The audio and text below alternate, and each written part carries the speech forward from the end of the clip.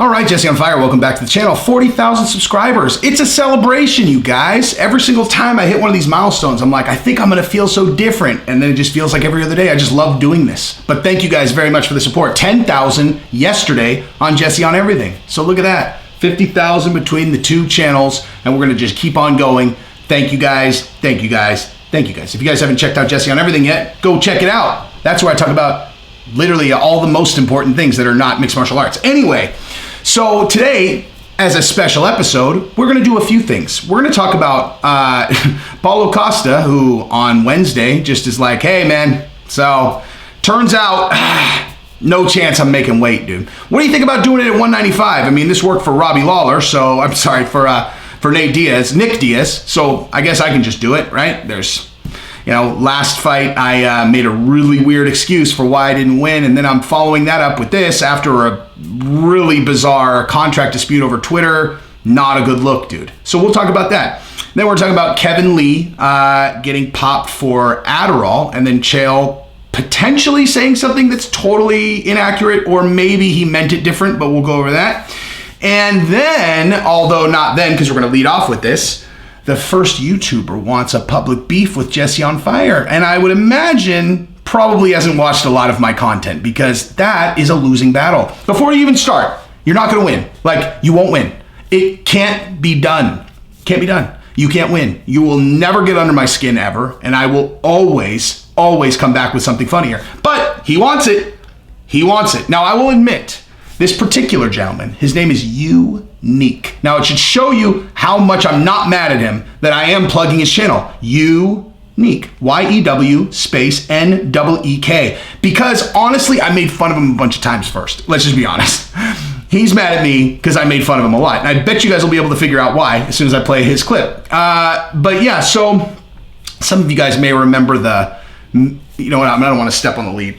So we'll jump into that. Now, if you like the content, subscribe and ring the bell. If you haven't subscribed yet, you can be like the 40,000th in like 100 or something. And then, but at least everybody wants to get in before 50,000, because at 50,000, we're going to snowball to 1 million like overnight. So you want to make sure you could say like, dude, I was one of the first 50,000. So anyway, so let's do this thing. So first, we're going to start with Yew Neek. And I'm going to tell you what, boy, that is a unique name.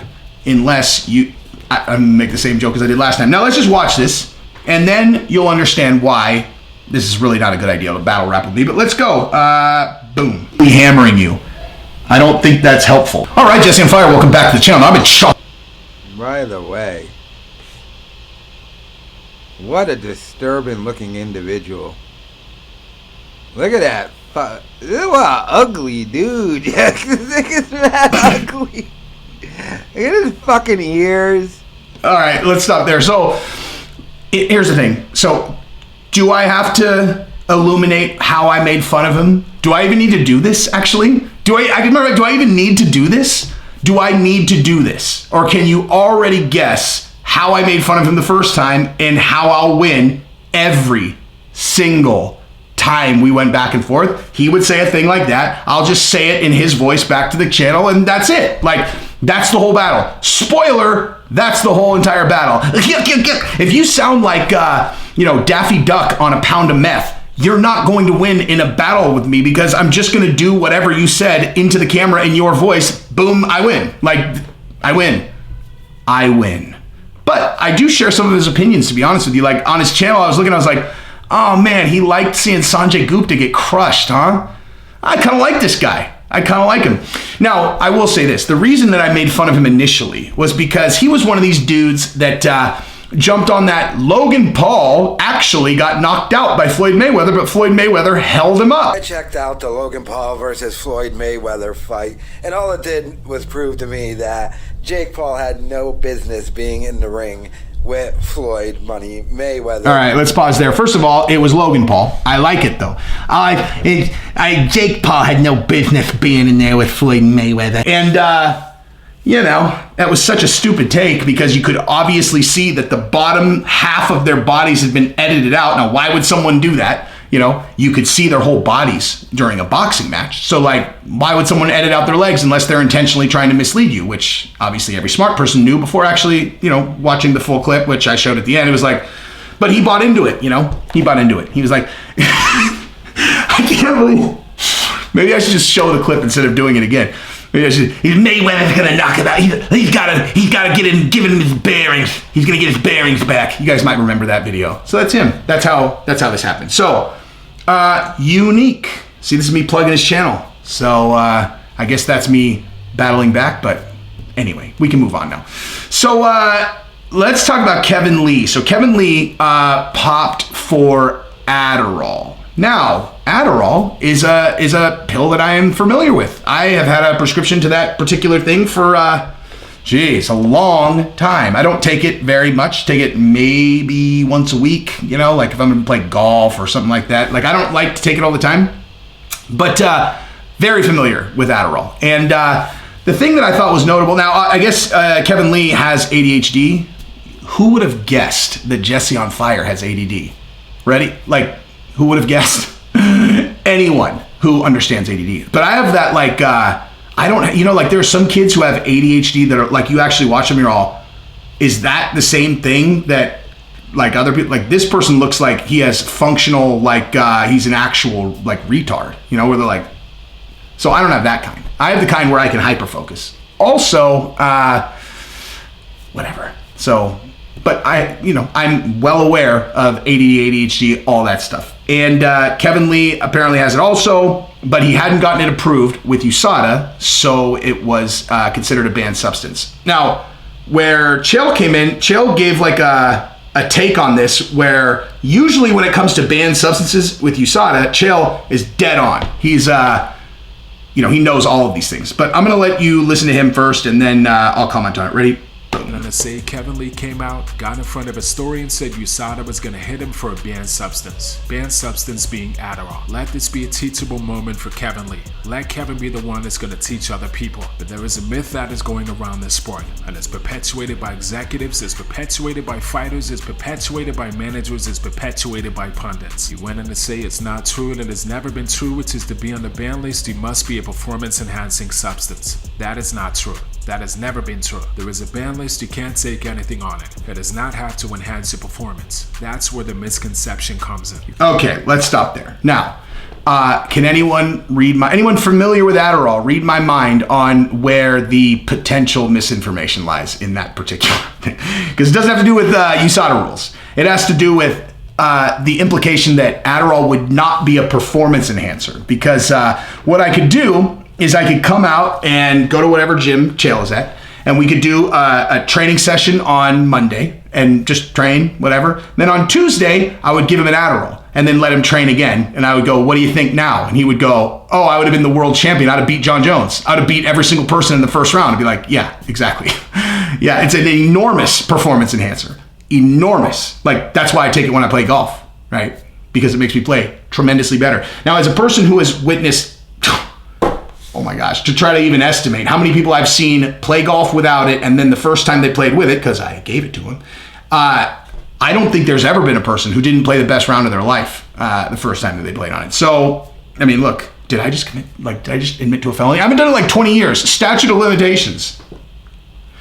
But yeah, so Adderall is definitely a performance enhancer. So just to clarify that, and listen, like, it made me actually think about it, where it's like, and did you guys know that Simone Biles, the reason that she pulled out of the Olympics is because she had been taking Adderall her entire career, and then in Japan they were like, yeah, no, you can't take Adderall, and she knew about it for a couple months, but even with a couple months lead time, she couldn't get her brain to where, she could perform correctly. I mean, I will say this, like, she would have been able to get there. It just would have taken probably longer, because there was a long period of time where I didn't take it at all. And golf was very challenging to get to where I could play as well. Like, it was just one of those things where the muscle memory was tied to being in that state, but I got there. It didn't take that long, but yeah, like with fighters, I was thinking about that. I'm like, man, that's like not super fair. It's really, like, that just doesn't seem fair that some, like, people get an exemption and they can fight on Adderall. That seems even less, well, maybe not the juice and EPO and stuff, but like, anyway, so that's what it is. I don't know why Kevin was taking it. Now, to give Chael an out, if he was saying like a person just taking Adderall on like a Tuesday, when you don't have a fight booked, then yeah, I mean, correct. That's not just going to be a performance enhancer when it comes to competing months and months and months later, obviously. So maybe that's what he meant, but I don't know. Now, let's talk about Paulo Costa, who just today, very recently, as a matter of fact, I already recorded this video, but I hadn't posted it yet. And so I was like, I'll just add this Paulo Costa thing to it. So here's the thing, dude. Like, Paulo Costa, if you guys remember, the end of his last fight, or the aftermath of his last fight, let me actually take a step even back from that.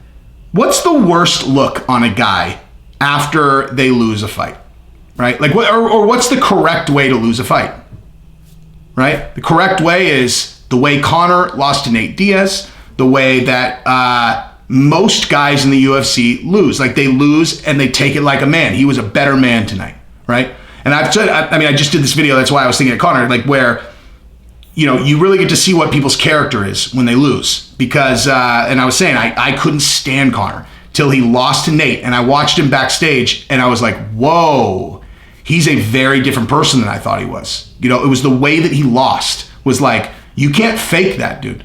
Like, anybody can hype a fight. Like, hyping a fight is one thing, but the way you lose, that's when you see who someone is. And Paulo Costa lost, and he straight up blamed a million different things, but the main one that I thought was completely, patently absurd was he blamed the fact that he drank like I think he said he drank 2 bottles of wine the night before or something. I'm like, because he couldn't sleep. I was like, what? Why would you think that would reflect well on you? That's like the stupidest excuse ever. Like, I mean, that is the worst excuse ever. If a person says they're injured, that's a bad excuse. I mean, just because no one cares, right? I mean, it depends on the injury, obviously. Like, if you find out a guy had a broken left hand or something, I mean, like, that obviously matters. But, you know, but for the most part, any excuse sucks, right? But a self-induced one, like, remember when Deontay Wilder was like, yeah, he's like, I lost to Tyson Fury because I wore 47 pounds of costume on the way in, my legs got tired. I remember, I did a video about that. I remember, I mean, it was a long time ago, but I remember just being like, hey, dude, you did that to yourself. How is that a viable excuse? Like, you made that choice. You're a professional, you're a finely tuned professional athlete. You should know your body well enough to know whether or not you can support the fucking costume you have on. And if you can't, take it off. What's the priority tonight? Looking good on your walk-in or winning your fucking prize fight? Okay, like, that's the stupidest fucking excuse ever. Right up until he said that his cornerman poisoned his water, and that was even stupider. But, you know, you get the point I'm making. Paulo Costa, you self-induced got drunk, dude. And then you thought that like anyone was going to hear that and go, oh, well, they should probably fight again. And let's just see what would happen if Paulo didn't get drunk the night before. This is the dumbest fucking excuse ever. Like, the only way that story works is if you won. You know, like when fucking John Jones is like, hey, DC, I was doing blow 3 days before I beat your ass. Like, it works that direction. Like, I was partying my balls off and I still beat you. It does not work the other way. It's like, it's not only, first of all, stupid that you did it, but to think that was a good thing to say is even stupider. Maybe, no, actually, it's more stupid to get drunk right before a championship fight. But you know, I obviously default to how old is he, right? Like, how old are these guys? Because I'm telling you, I don't know how old everyone thinks I am, but I'm right, you know, actually, I don't know how old Bisping is. I'm right around Bisping. I'm a year or two, I think I'm a year or two younger than Bisping, if I'm remembering correctly. But, like, I'm right around Bisping's age, right?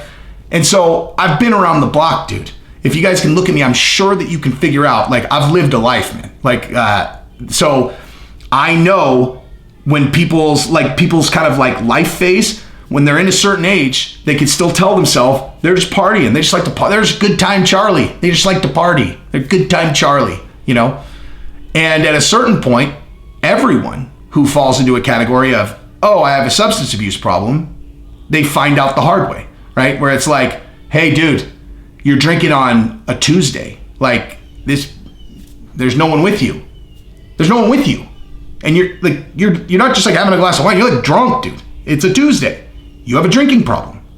Nothing to be ashamed of, but you do.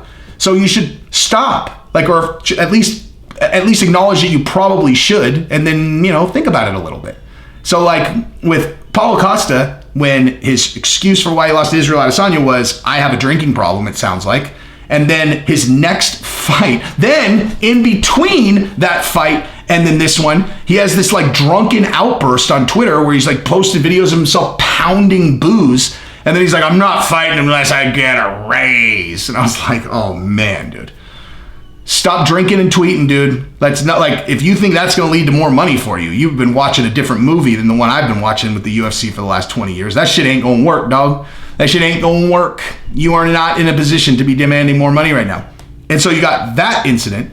And then now his next fight, he's the headliner against the guy who just fought for the title also, which means it's probably a title eliminator. And this happens on Wednesday. Hey, dude, I'm 211 pounds. I'm not going to make 185. I'm not even going to try. I'm not going to do it. I can't cut that much weight by tomorrow. And here's the thing. I'm sure you can't.